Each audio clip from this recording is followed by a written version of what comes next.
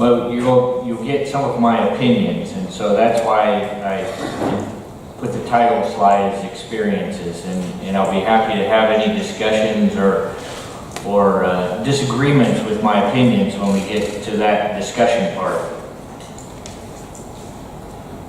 For me, what we see in the U.S., in my experience, is that typically clinical necrotic enteritis can be anything from no sign, no lesions, very minimal mortality, to as high as 50%.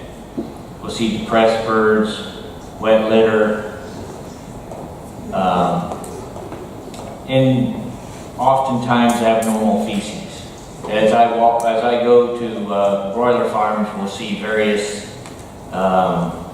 levels of this, especially in those companies that have an antibiotic-free program. And as Professor Ducatel said, typically the subclinical portion of necrotic enteritis is oftentimes the more expensive, but the clinical portion of necrotic enteritis is that which is most spectacular and is very easily to diagnose. With the dark colored turgid livers, the enlarged gallbladders, the pseudomembrane, the diphtheritic pseudomembrane. And this is probably one of the few diseases that if I lost my eyesight, I could diagnose without seeing. That abnormal smell that you smell when you open a bird that has necrotic enteritis is very typical. The subclinical portion, though, is what costs the most money. That to me is the most expensive portion of the disease, where we have reduced weight gain, reduced growth rate, higher feed conversion, the cholangiohepatitis, as Professor Ducatel said, is not necessarily seen as much in the U.S. as I see with one of the companies I work with in Canada, where there are more of the small cereals. I think we'll see that more often there. Why do we see necrotic enteritis at these ages? In broilers, we see it in 2 to 5 weeks of age. Turkeys, we often don't see clinical necrotic enteritis in turkeys. Most often what I'll see is that intestine that is very friable and has a heavy mucus color covering, rather than seeing that necrotic, typical necrotic enteritis intestine where we have the diphtheritic pseudomembrane. Occasionally we'll see it in commercial layers and in broiler breeders. In adult layers, we see a condition called focal duodenal necrosis, where we have these focal areas of necrotic enteritis. The birds generally don't die. We generally will see it when they're in egg production. And you can pick those birds out as you walk through the barn. There'll be pale combs, shrivel combs, and they're not in egg production. Pull those birds out, necropsy them, and you'll find those focal necrotic enteritis areas. And Monique Franza at the University of Georgia is doing some work with that, and it's reproduced that disease with the same Clostridial isolate that I use to reproduce necrotic enteritis in broilers. So why are we seeing a resurgence of an old disease? For the first 20 years of my experience as a poultry veterinarian, we rarely saw necrotic enteritis. Today we see necrotic enteritis much more frequently, and as Professor Ducatel said, a lot of it is due to either the regulatory required elimination of the growth promoting antibiotic use or the voluntary. And in the U.S. it's now been regulated. The antibiotic use as growth promotants as of January of this year is now no longer something that can be done. But we also have a tremendous amount of voluntary. There's an increase in organic production in the U.S. and we're seeing more resistance of the coccidia to the ionophores. we've had the ionophore since the early 1970s. I think the last new ionophore was approved in the early 1990s. The coccidia, we're selecting for coccidia that have become resistant to these ionophores. So I think even on companies in the U.S. that are not antibiotic-free, we're starting to see more necrotic enteritis, and I think it's due to ionophore resistance of the coccidia. And because of ABF, antibiotic-free or no antibiotics ever broiler production, we're seeing a lot more coccidia vaccine use in broilers today. In 2012, I was asked to give a summary of the health aspects of the broiler industry throughout the southeastern United States. And I surveyed 17 broiler veterinarians. And they were responsible for 30 complexes. And in the U.S., the average size complex would be 1 million to 1.5 million broilers slaughtered each week. So roughly, 1.5 billion broilers per year. Covered these states. And I asked them to just list their most common disease problems and those areas that they're most concerned about. And the top 5 broiler issues that they had, number 1 was coccidiosis. And number 2 was necrotic enteritis. Now in 2012, that was prior to the major move toward antibiotic-free production that we see today. So I would anticipate this list would probably be not too different. 25 or 30 years ago, this list would probably have been infectious bronchitis or infectious bursal disease number 1 and 2, not coccidiosis and necrotic enteritis. So raising chickens without antibiotics in the U.S. is primarily being driven by consumers or by the restaurant chains or the retailers, the grocery store chains. They're asking for this. Or most of it is the restaurant and retailers are asking for antibiotic-free. And they're willing to pay more for it. They're willing to pay a higher premium. If I were a broiler producer and someone was going to pay me a little more, I probably would choose to do more effort to get more price for my product. All right, now these are my experiences. As I've worked with broiler companies around the United States and one in Canada, my experiences are that I'll see more necrotic enteritis in the winter. In the winter we have poorer ventilation. It's cold outside, we have reduced ventilation, I should say.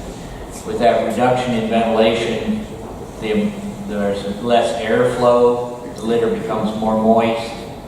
The average moisture level within the litter goes up. And what does coccidia do when it has higher moisture levels? It reproduces at a faster rate. I've seen as high as 30 to 50% of the broiler houses in a complex having necrotic enteritis in a given period of time. Primarily that's occurred in the winter. And not surprising, those farms where you have poor husbandry, you'll see more necrotic enteritis. So when you're on a coccidia vaccine, we will see, on average, necrotic enteritis at roughly 16 days of age. And this is from 372 cases that my colleague John Smith at Fieldale Farms reviewed. And this bears out time and time again. I've seen it almost like clockwork. You can count on it occurring at that point in time. If you're using a coccidia vaccine, necrotic enteritis, the earliest I've seen is 11 days, and the oldest is 28 days. This is very different from what you will see in most countries. In the U.S., we can reuse the litter. We're not required to change it out after every flock. And one of the things that we see is on those farms where the litter has been changed out and new litter put back in, we see more necrotic enteritis.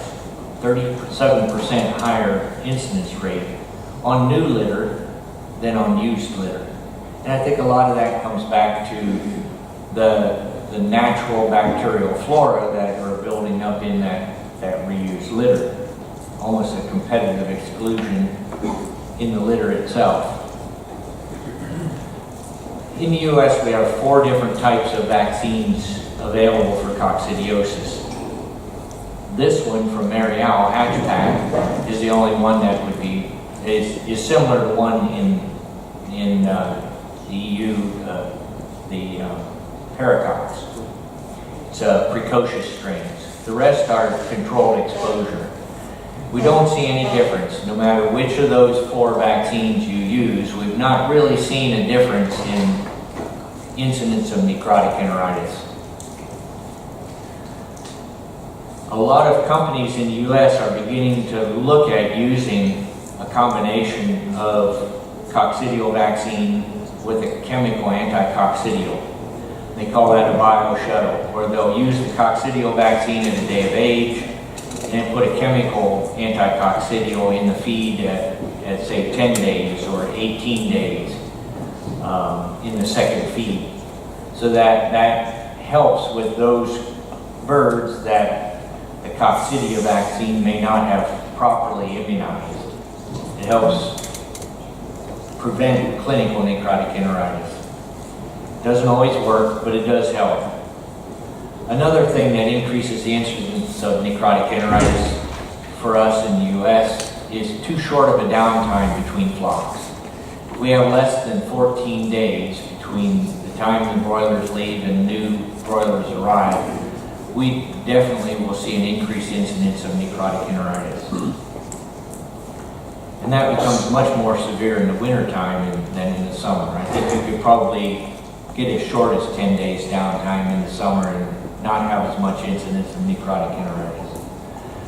As Professor Ducatel said, bird density is a significant impact on necrotic enteritis. If we put too many birds in a broiler house, you will have more necrotic enteritis.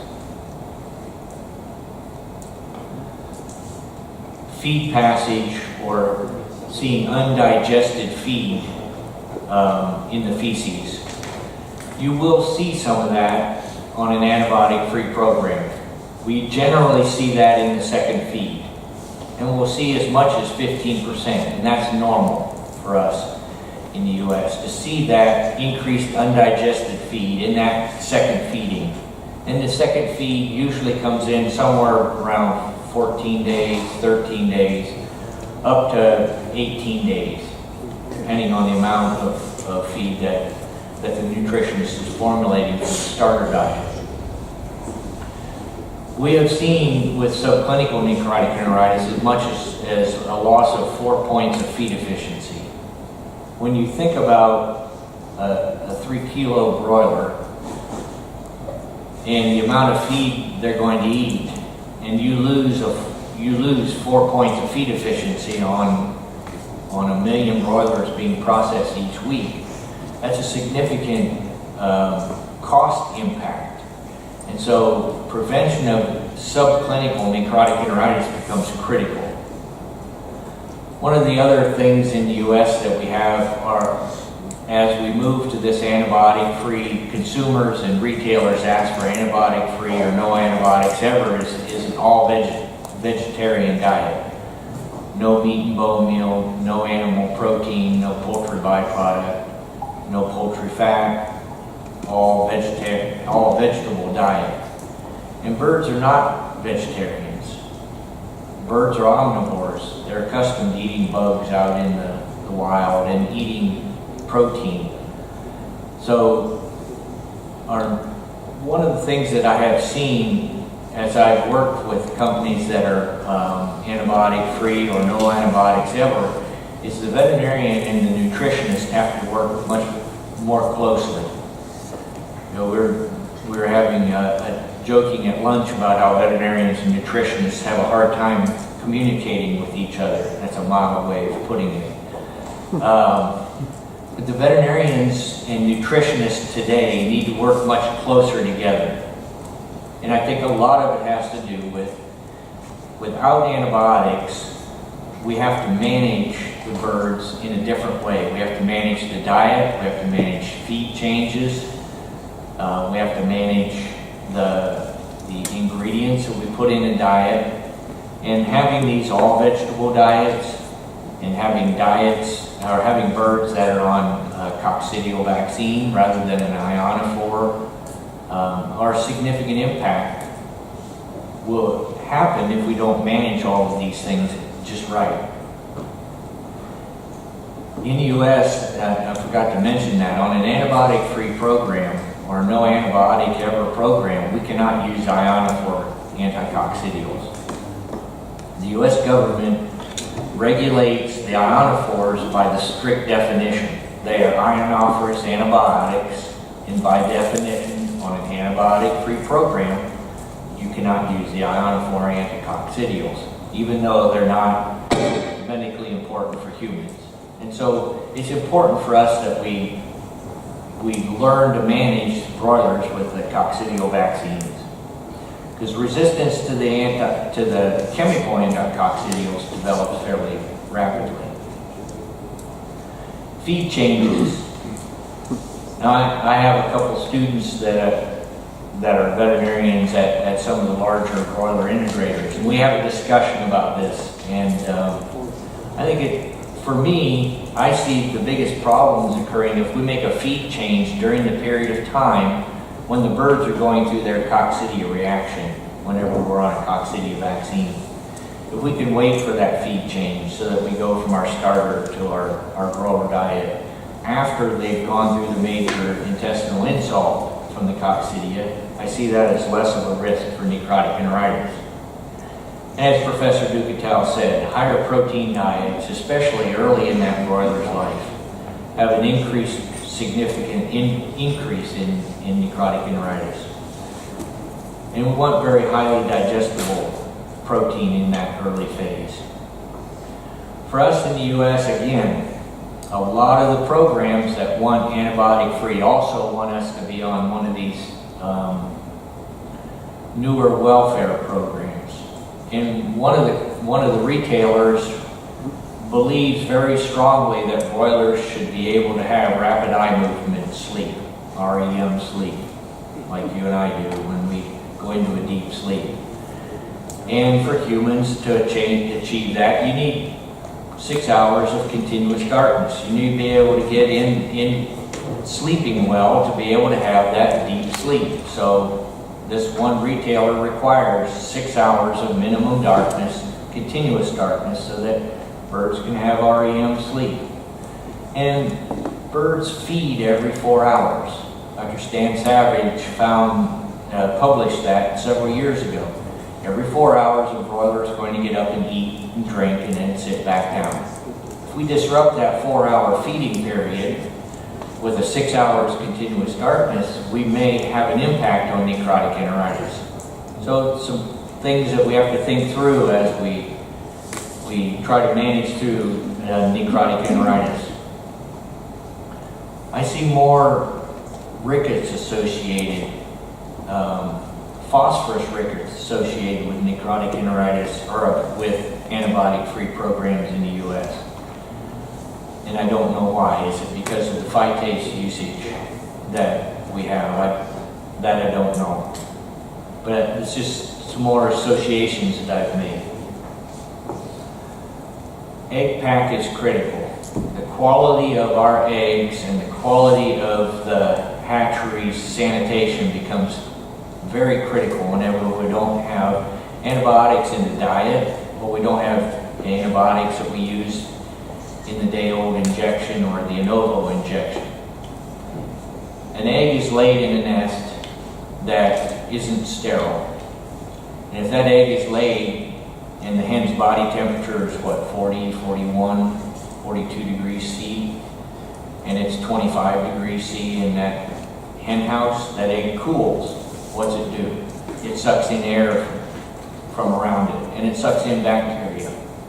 So if we don't have real clean eggs, our egg pack is poor, we don't have the antibiotics, those broilers are much more susceptible to having necrotic enteritis.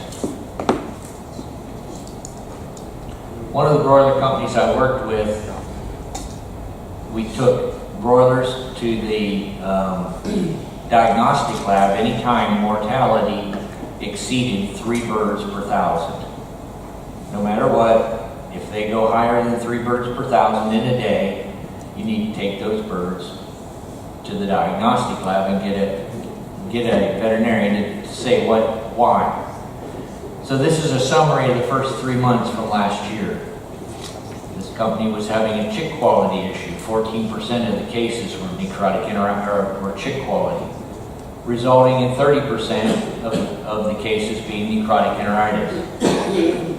But also, we saw a significant impact on infectious legs, bacterial chondrodystrophy, osteomyelitis. So birds that had infected femoral heads and infected tibias. That's fairly common in my experience with antibiotic-free programs or no antibiotics ever programs where they don't have antibiotic usage. Is that due to breakage of the tight junctions and allowing bacteria to get into the bloodstream and localize in these joints? I don't know. But that's one of the things that I see fairly commonly is greater infectious legs with leg issues with antibiotic-free programs.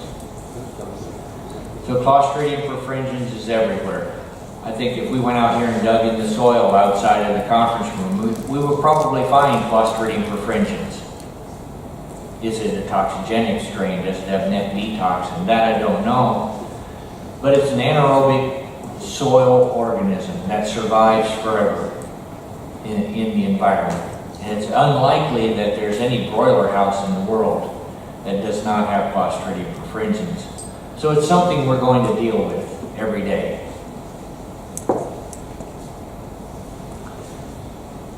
Rex Gaskins at the University of Illinois and his graduate student, Chad Collier, and I did a study several years ago trying to understand this mechanism of coccidia causing intestinal damage, resulting in cytokine release that resulted in mucus production by the intestine to try to protect itself from that damage that the coccidia produced. We got increased goblet cells, increased mucus.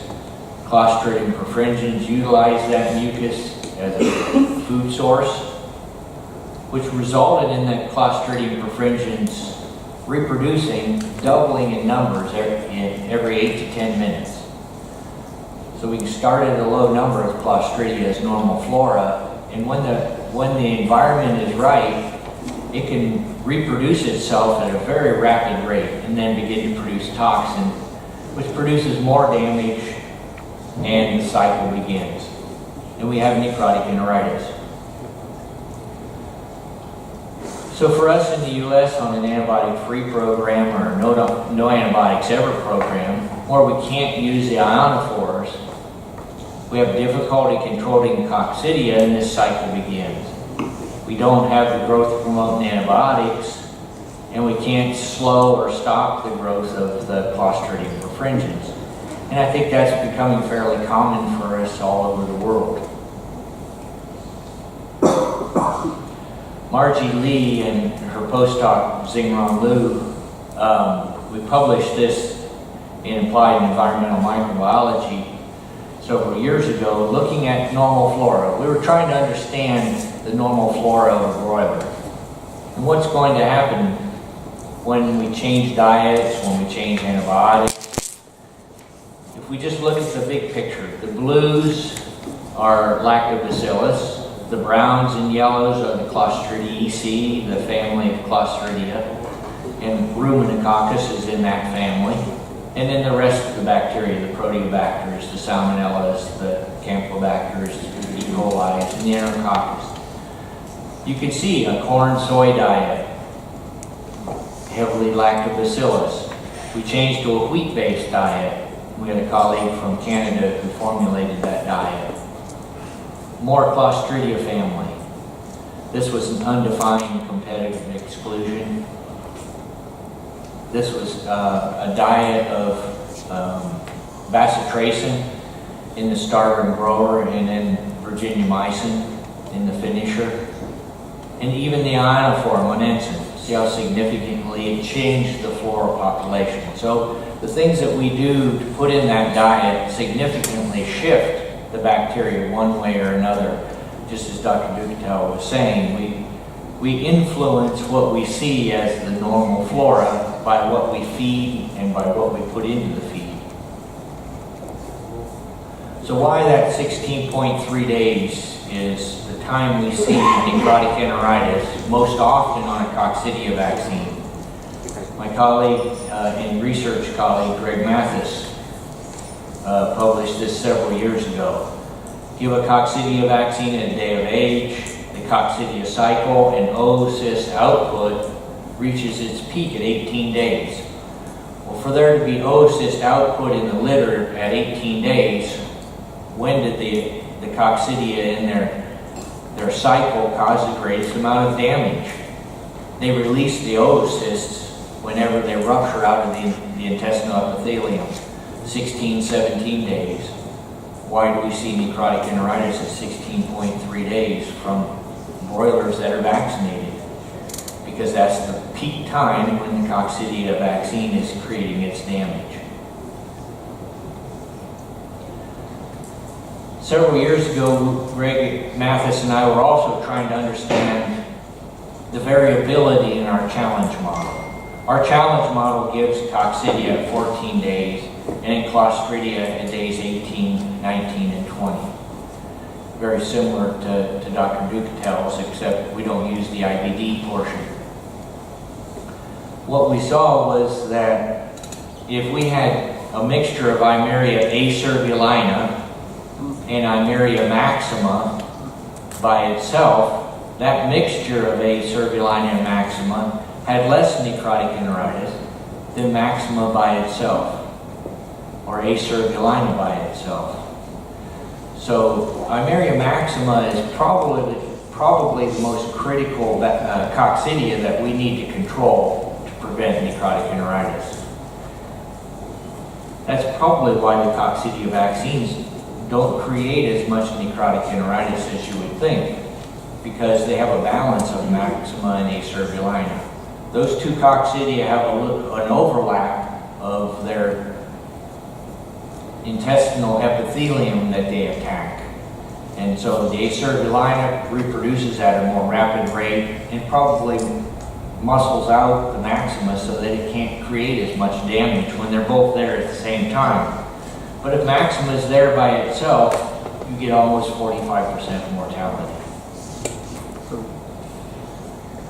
If you're like me, you would rather be in a chicken house walking around in the chicken house.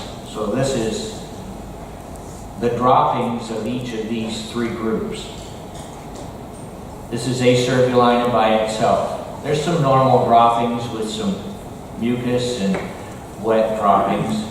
Here's the acervulina and maxima combined. Feed passage, some normal droppings though. But when it's maxima by itself, there's almost no normal form droppings. And I think this is why we see with necrotic enteritis wetter floors, less normal droppings. So three things that I try to achieve if I want to try to prevent necrotic enteritis. I want to prevent or control intestinal epithelium damage. I want to prevent toxigenic strains of Clostridium from being able to multiply. It's not likely we're ever going to exclude Clostridium from a chicken house.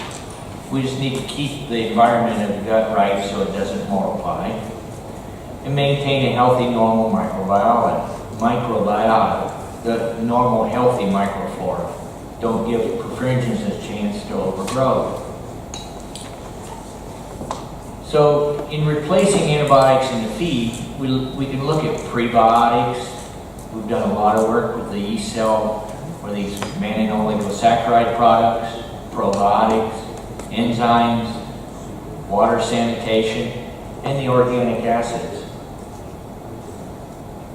If I work with a broiler company, one of the things that I specify is these are the things we're going to do on an antibiotic-free program. Greater than 3 per thousand, we take birds to the lab and increase the water sanitation. If we have greater than 3 to 8, we use an organic acid in drinking water. And I'll show you the results of a study that convinced me that this was the right thing to do. I had seen it working, but now I know why. If mortality gets up, and now anywhere above 8 to 10 per thousand, we have to treat. There's a tremendous amount of economic pressure on veterinarians in the United States because there's a premium for birds that do not have necrotic enteritis or don't have antibiotics.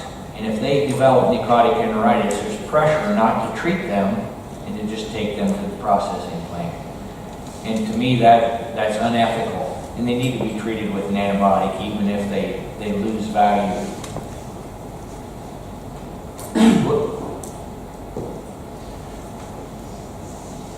This study is a study that we did with an organic acid in the drinking water.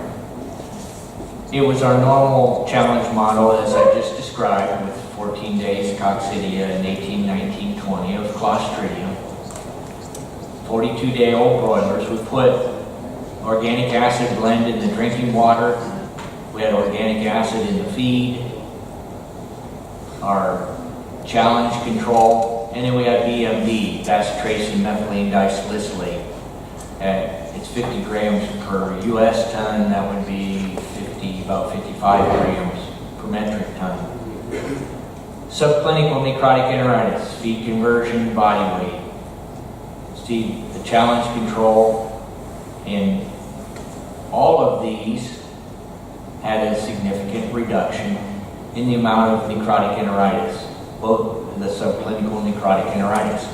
And this convinced me that this is the way to treat birds that are developing intestinal disease. And it works very well if you begin the treatment in the water. And the butyric acid in the feed significantly improved feed efficiency and body weight. This is one of the earliest studies that we did with the Valerin, and both clinical necrotic enteritis and the subclinical necrotic enteritis versus the bacitracin with our challenge control. This study, we had some pretty good mortality in necrotic enteritis. This was a 28-day battery cage study. Almost 44% mortality in our challenge control. This was a whopping challenge, to put it bluntly. We had 17% mortality, significant reduction by the Valerin. The BMD, as you would expect, an antibiotic is going to prevent mortality and reduce lesions.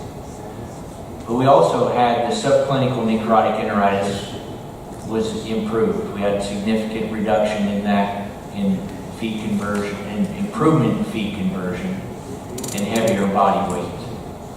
Of course, the bacitracin, or the antibiotic, does what an antibiotic is going to do. It's there, it works against the bacteria the same way every day. There are a lot of other ways that we can prevent or have as part of our program to replace the antibiotics: the phytoceuticals, herbal extracts, essential oils, and tannins. One last thought for you.